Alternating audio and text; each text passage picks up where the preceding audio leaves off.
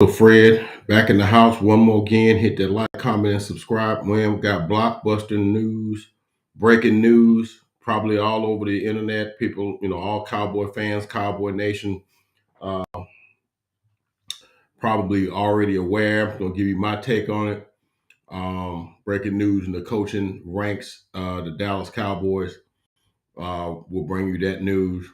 The other two shoes, which I talked about on night before last on Thursday night, Friday night, finally fell, and we'll talk about that, and then talk about what that means going forward. Change, like I said in my last video, changes are coming, man. Changes are coming. So, without any further ado, let's get at it.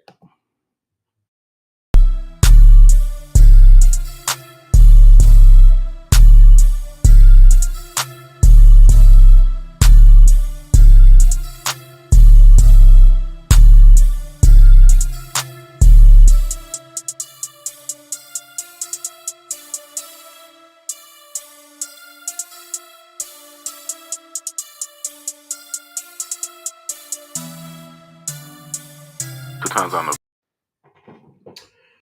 What's good, people? Once again, Uncle Fred back in the house, back in the saddle one more again on Championship Sunday, which I guess I wished we were here. We saw the Philadelphia Eagles, fly Eagles fly, I guess, right? Make their way to the Super Bowl with a 31-7 win over the San Francisco 49ers, a game in which I saw the starting quarterback, think complete two passes, get his arm hit, had nerve damage on a bruise, couldn't throw. Backup quarterback comes in for a couple of series, gets a touchdown, hits his head gets sacked, hits his head on the turf. He goes out. They bring the first guy back in, but he can't throw, and they're just handing the ball off. And then they make McCaffrey the emergency quarterback. Once at that point, it was a joke at that point, and the Eagles capitalized on that with a 31-7 win. So congrats, salute, whatever to the Eagles, I guess. And then we saw a close nail-biting game where Patrick Mahomes leads the Kansas City Chiefs back to the Super Bowl with a 23-20 win. Harrison Butker field goal with 3 seconds left, 45 yards, which is aided by a 15-yard shove out of bounds on Mahomes, who just converted a 3rd and 4 and kicked the field goal with 3 seconds left. And they take a 23-20 win over the Cincinnati Bengals, and they go back to the Super Bowl. So Super Bowl set 2 weeks from tonight. The Philadelphia Eagles versus the Kansas City Chiefs, and it'll be the Kelsey Bowl. Travis Kelsey of the Chiefs versus Jason Kelsey of the Philadelphia Eagles. So, all right. So getting that out the way. But that ain't what we care about. That stuff ain't none of our business. All right. We trying to get that kind of business. All right. We're trying to position ourselves to be at that point, at some point in the not too distant future, right? So I talked to you guys on Friday night, and I said my video was entitled Changes Are Coming. I was talking about the 6 coaches. I think Rob Davis, assistant head coach and special assistant, whatever you want to. Mike McCarthy was contract was not extended. Joe Philbin, offensive line coach. Skip Pete, the running backs coach. Leon Lett, the defensive line coach. Vaccaro, who was a quality control guy, and George Edwards, all were let go. Or contracts were renewed, and I said change. And when the press conference, it was asked. I think it was asked by Cowboy SI Mike Fisher to Mike McCarthy. What about Kellen Moore? He's coming back, right? And he was non-committal. And that said everything without saying anything. And I told you guys on Friday that I thought that Kellen Moore was twisting in the wind, and I thought that was not a good sign. Because I had my thoughts about that. And so the news came down today. Kellen Moore and the Dallas Cowboys have uh, mutually uh, uh, decided to part ways. Look, Kellen Moore had like a couple of years left on his contract. He ain't just come in after winning the game against Tampa Bay and Dak threw for 325 yards and 4 touchdowns, no picks, had 121 passer rating to, him throwing for 201 and 2 picks against the 49ers and decide, you know what, I think I want to do something else. No, mutually part ways is just a politically correct or a feel good way of saying he got fired. They felt like their relationship needed not to go on. Okay, so that happened, and I told you there was a possibility that that might happen because I told you that I thought that the relationship between Dak and Kellen Moore, to me, in my estimation, was part of the problem because I thought they were too buddy buddy. Okay, to me, because I didn't think he held Dak accountable.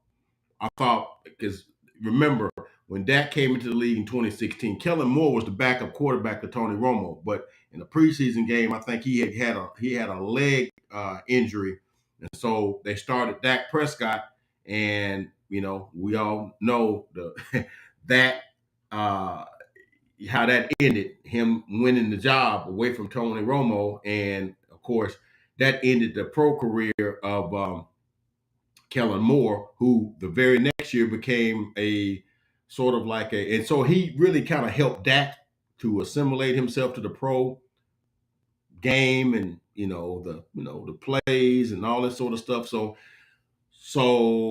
they put him on the staff as like a quarterback, assistant quarterbacks coach or something to that degree.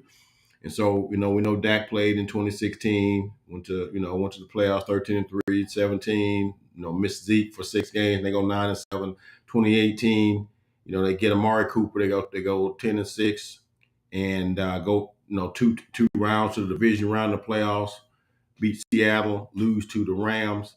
And at that point, Scott Linehan, who was the offensive coordinator, who, when Dak came on, was let go or mutually was they parted ways. So instead of going outside, they promote from within, and they made Kellen Moore all of what 29, 30 years old at the time, 28 years old. He's only a couple of years older than Dak. I think Dak might have been 23, 24. He might have been 26, 27, somewhere in there. Made him the OC in 2019. And we know they went 8-8, and they let go of Jason Garrett, and they hired Mike McCarthy in 2020.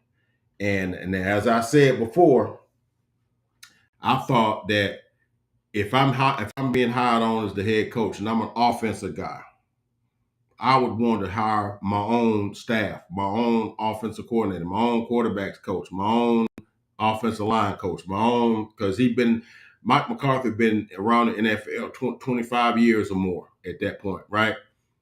Probably longer than that, probably like 30 years. Now, he'd been the coach of the Green Bay Packers for 15 years.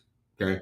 So, but, Mike McCarthy, the way he phrased it was that he wanted to make sure that Dak was comfortable in the system that he had learned um, under Kellen Moore, that he would, continue to grow in that system, which is why he didn't take over the play calling or try to make them learn a new system.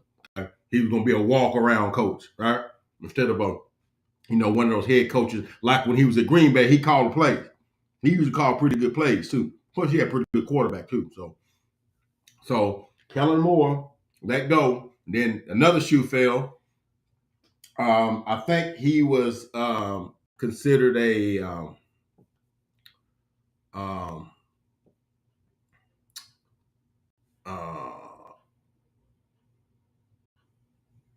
I think he was the quarterbacks coach.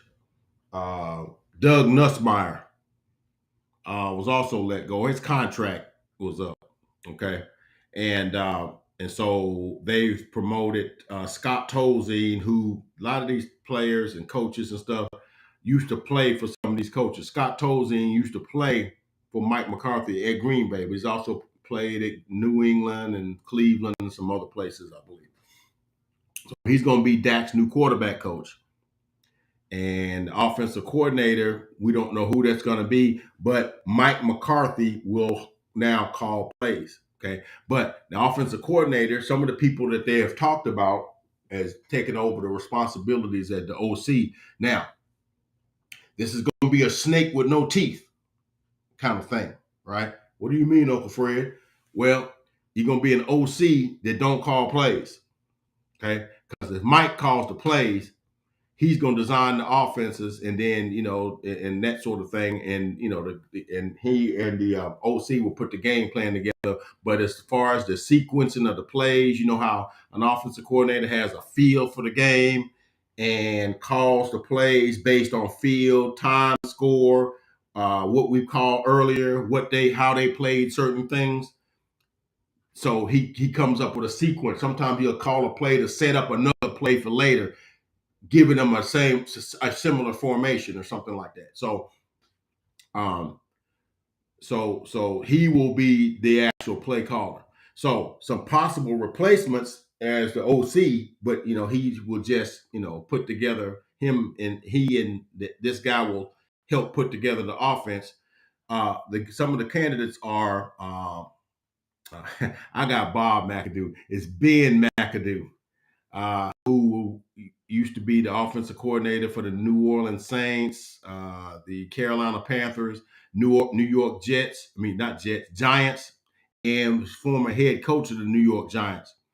And he was without a job, and so Mike McCarthy gave him. I think they grew up in Pittsburgh together, and so he gave him a job as a consultant, if you will, for the Cowboys. And so he's a possible replacement for Kellen Moore as the offensive coordinator. And then the guy who's on the staff is Brian Schottenheimer, who's an analyst. Okay, he's got skins on the wall too, or has a pretty good history. He used to be I think he was at Cleveland also. It seems like everybody's been at Cleveland, but he's also been he has been he was at Seattle from 18 to 20, working with Russell Wilson. And he was in Jacksonville. He was at Seattle from 18 to 20. He was at Jacksonville for 2021 as a passing game coordinator. And he came to Cowboys this past year, and he works on the staff. And I think he's got a relationship with Mike McCarthy as well. So those are some of the candidates from in-house to replace Kellen Moore. And now, one I think is very interesting is a guy from the outside. And I think they should really give this guy some consideration, because I think Carolina is looking at this guy. And some other teams are looking at this guy, a guy named Todd Monken, Monken. You see it on my thumbnail there. Todd Monken is the OC, offensive coordinator for the University of Georgia since 2020.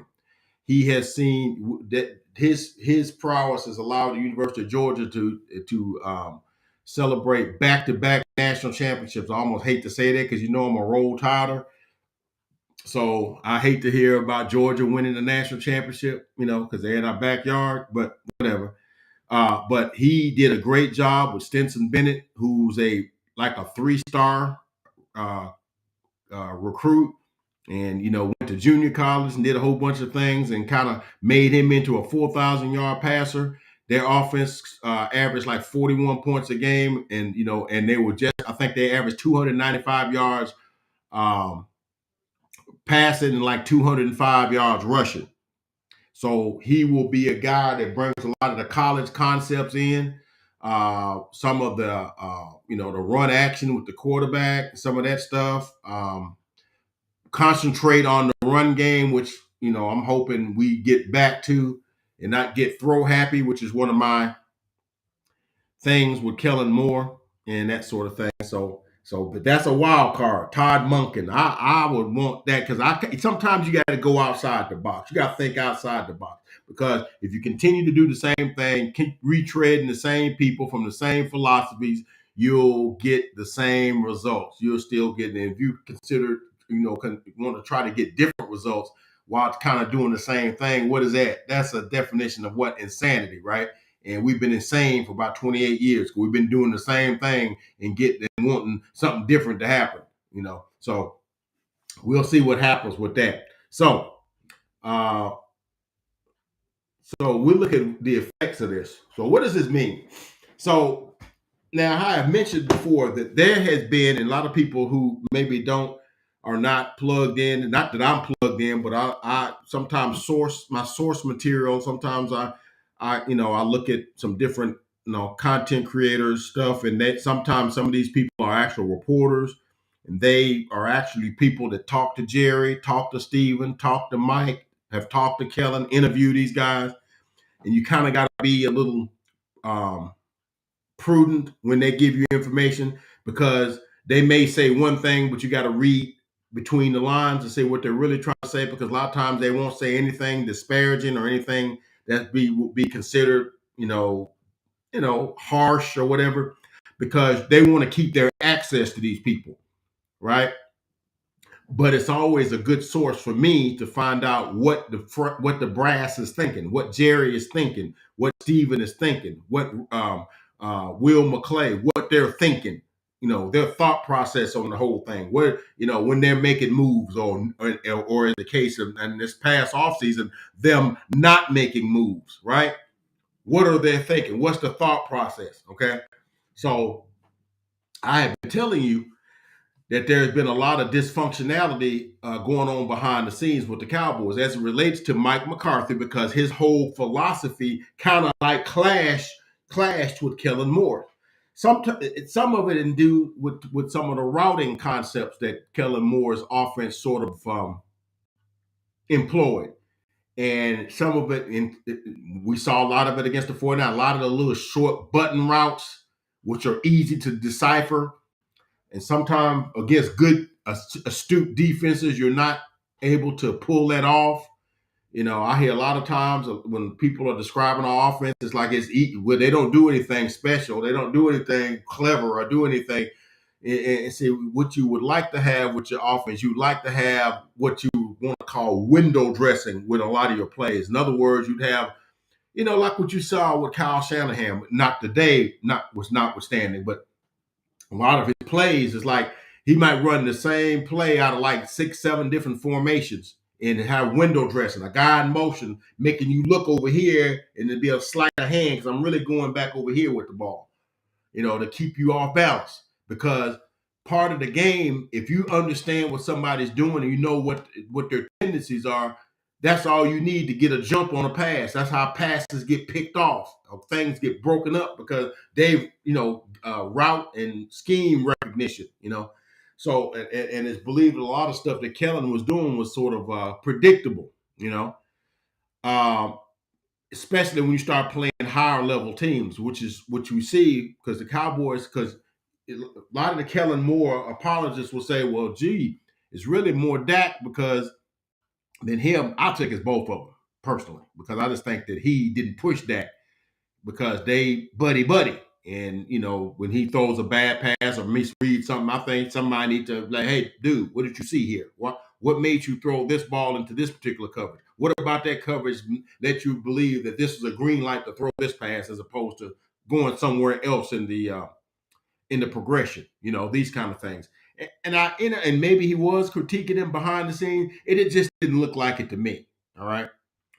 And from their, age group, they're like peer to peer. They're like nearly the same age. So really, can I really respect you like that? Or am I talking to like I'm talking to a buddy, Um, so there was a lot of pushback between the two because, like I said, between Kellen and Mike, because Mike is, comes from the West Coast offense tree, from the Bill Walsh tree. He comes from that, which was a lot like quick hitting routes. 1, 2, 3, boom, balls out. A lot of throwing to the backs out the backfield, which with a back like Tony Pollard, him only have 39 catches. Come on, dude.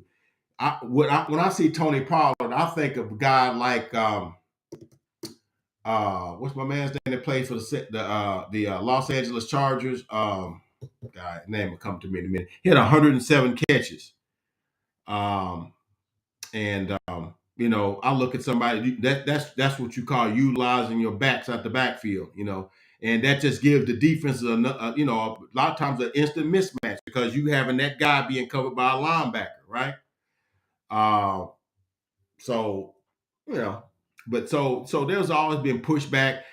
Of course, Mike didn't want to overwhelm Dak or have Dak have to learn a new offense. I have to learn one now when in his early development. But Dak's 7 years in now. He a big boy. And he sometimes you need change. All right. So but here's the thing. Now, with the way we lost, with the offense, scoring 17 points last year and not looking too good, and scoring 12 points this year, and in a lot of cases not looking too good. A lot of times, a lot of guys are gonna, lose their jobs or whatever. There's a lot of change you always when the season don't end the way you want it to. So, so a lot of people lost their jobs. So,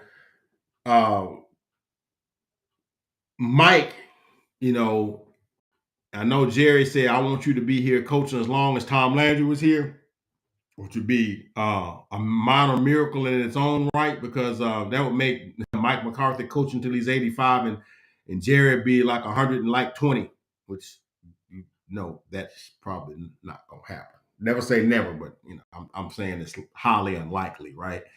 But we have another 11 season and don't venture into the playoffs. I'm thinking Mike McCarthy will probably be gone because it's more of the same. Even though it's not like it's a easy thing to win 12 games 2 seasons in a row, because only 3 teams out of the 32 teams did it. The other 28 teams, 29 teams were not able to do that. Cowboys, the Bills, and the Chiefs, only 3 teams to win 12 games in back-to-back years. And they were 4th in offense. They averaged 27 points a game, coming off of 31 points per game and number 1 in points and yardage last year. So there's something right about how Kellen was doing it. But when you got to the playoffs, they're only averaging about 14 and a half points a game in the 2 playoff games to the 49ers, which are top level defenses. But you would think you would at least ought to be able to score 20, 25 points. Because I had a discussion with a friend of mine yesterday, and I had to agree with him. I said, you would think, even with the lack of weapons we have, you would think we still ought to be able to help score 20 points. That's just a couple of touchdowns. You ought to be able to score 2 touchdowns and a field goal or 2, right? But we weren't able to muster up a 12, 1 touchdown, a couple of field goals, a missed extra point. And you would think that should be able to do some things, right? But the tug of war between Mike and Kellen was the routing, because Kellen chooses to employ what I call the button routes, the little short curl routes or whatever, and then also what they call option routes. And what an option route is what a guy changes the route direction based on what he sees on defense. And what the problem with that is the quarterback and the receiver has to be seeing the field the exact same way, because one could be looking yin and the quarterback seeing yang, and then that a lot of times ends up in interceptions. That threw 15 interceptions this year, 16 and 18, 17 if you count the playoffs, 16, 14, 16 because he threw 2 in the playoffs. Through 15 in the regular season, 2 in the play. I think it's 17, if I'm not mistaken, all total. The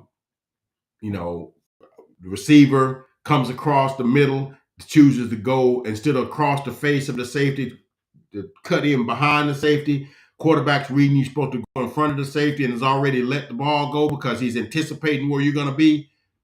We saw that happen against Green Bay. I seen it happen with Cooper Rush with the same receiver against Philadelphia. And it ends in an interception. And that's something that when you come to the sideline, the quarterback, the quarterback coach and the offensive coordinator should be like, hey, what did you see? That's why the direct routes where, hey, I'm going here, it's going to be a slant, it's going to be a sluggo, it's going to be, we just run our route. And, ball is there and we just run our thing. So with that tug of war and with the, all the fallout when guys, 6 and 7 guys on the staff get let go, that means it's only a matter of time when it's your turn. The musical chairs, when the music stops, you ain't gonna have a chair to sit down in, right? So what Mike is doing, he's taking control of his own ship. He said, look, man, if I'm gonna go down, I'm gonna go down with my guys working my system. I'm not going to have you driving the car that wrecks me. I'm driving the car that way. It gives me a fighting chance because I know what I'm going to do. I'm not going to hurt myself, right? So that's what he's saying with that. Um, and it's also an opportunity for making some situations in the Cowboys, coaching and player relationships be just a little bit uncomfortable. And it's something I learned in leadership classes and stuff like that. You grow out of uncomfortability, and sometimes we become stagnant with comfortability. Somebody I know, he gonna do this, he's gonna be here at this particular time at this particular place, and you take that stuff for granted. You say, "Oh yeah, I know I can just do this, or I can do this, or whatever." But sometimes you got to change that thing that make you keep growing, keep you evolving, you know, keep pushing because sometimes we get stagnant and get complacent when we get the same thing. And so, for the most part, Kellen Moore has been with him. It would have been 5 years. Maybe it's do Daxon's good to see a new offense, see some other things, and be able to, and maybe we'll get better utilization of the offense. All right. And like I said, I thought it was weird that he wouldn't demand having his own offensive coordinator. And the only thing I can think of, like I was telling you before, was that I remember when Mike, uh, the coach of the Steelers, when he got the job, and Dick LeBeau was the defensive coordinator, who's legendary. Like, yeah, okay, you gonna get this job, and you gonna keep Dick LeBeau, but Dick LeBeau is legendary. Um, um, you know, so Mike Tomlin. So Kellen Moore been calling plays for a whole year. I done got a Super Bowl. I've been calling plays for 15 years at one place. Been on coaching staffs for like 25, 30 years. Yeah, I think I might have to have that, man. I might have to take over head coach. Play calling duties, but it's what it is. So yeah, Mike McCarthy's going to be a little uncomfortable because Rob Davis was a coach that was right up under him, and it's like, no, you can't have him. The coaching staff will be now. What this means is that now almost all the coaches on the offensive staff are going to be next year going to be new. You have a new offensive coordinator. You have a new quarterback coach. Okay, uh, you're gonna have a new play caller, new offensive coordinator, new quarterback coach, new offensive line coach, new running back coach, new quality control, uh, and so you're gonna have a bunch of new guys, which means you're gonna be doing some different things. So what do I see? Well, to me, I think that means that early in the season next year, we're gonna probably have some growing pains. We're gonna have some games where it's like, we don't look like we know what we're doing. Offense gonna be stagnant. We ain't gonna be scoring 30 points a game. Probably gonna be scoring like 16, 18 points, 20 points maybe a game. And while we try to figure out the offense, because we've been doing a certain way for several years. So and I know a lot of people, were saying this is a scapegoat for Dak. Dak should have been, but I'm saying, but that's how it is all the time when a team, for some reason, don't reach the expectations. The players don't get fired. I remember last year, the Los Angeles Lakers, who I'm not a fan of, but they're very prevalent. They're as prevalent in basketball as the Cowboys are in football, right? They didn't miss the playoffs altogether, right? Missed the play in. They only won 33 games, lost 49, right? You ain't firing LeBron James and Anthony Davis, right? Or Russell Westbrook. You ain't firing those guys. What you do? You fired Frank. God, Frank, golly, what is his dadgum name? Can't think of his name, but they fired the head coach. Okay, a lot of that wasn't his fault. It was injuries and a whole bunch of other things, right? Um, but that's how it is. You can't fire Dak. Dak's he's still owed about like $90 million. You ain't fixing to fire him. You still got to pay him. He's going to duck hooks for 49 and a half next year, and then probably like 30 something the year, 35, 40 the year after that. So yeah, you get what you've got to do. You got Dak at least 2 more years. You got a very high commitment to him financially. So your best bet is to, number one, get him some good coaching, give him some good things to look at, some other things to look at, some other alternatives in terms of scheme and play selection and things of that nature, and also getting him some more weapons. Because I'm gonna tell you just like this, people might disagree, but when you look at the teams that was left in the playoffs, the Cowboys had the less skilled players of all the teams other than the Giants. Even the Vikings had more skilled players than us. You looking at Thielen, you're looking at Jefferson, KJ Osborne, you look at tight end. God, what is that guy's name? Got him from Detroit. Guy's name, this name. Left me, but they got that guy from Detroit. He's a big body, tight end, and then you got Darwin Cook and Alexander Madison at running back, and you also got Irv Smith at tight end. So you got skill position players all over the place. And you look at the Eagles, you got AJ Brown and Devontae Smith, Dallas Goedert. You got a three-headed backfield with Gainwell, Sanders, and Boston Scott, and then Jalen Hurts runs. So you got a lot of weaponry there. We coming in the thing with Tony Pollard, Zeke just averaging 3 yards a carry, and then you talking about CeeDee Lamb, who had a wonderful season, and Noah Brown, and still limping around Michael Gallup. Okay, so we didn't have the, so what you would hope to do, give him some a refreshing, a new renewed coaching staff, and some more weapons. And let's try this thing again and see what we do. All right. But that's all I got, man, today, man. This guy, guys, hey man, that's the news, man. I kind of knew that this was on the horizon, but I wasn't sure that it was gonna break. And it'd be just like Jerry, but I don't think it was Jerry's day. I think the agents and stuff made this thing because their clients now, you're talking about Nussmeyer and Kellen Moore, and they want to make sure people know that they're unemployed, but so that because there's other OC jobs, the Chargers, the Rams, the Carolina Panthers, there's a whole bunch of OC jobs they're open, they're available, right? Tampa Bay, and I had heard early word is that Tampa Bay wanted Kellen Moore, might want him because he whooped him about a week and a half ago, so that's what it is. So. But yeah, you announced that you're firing or parting ways with Kellen Moore about the same time the Eagles are doing their post NFC Championship game, trophy and press conference and all that stuff to upstage them.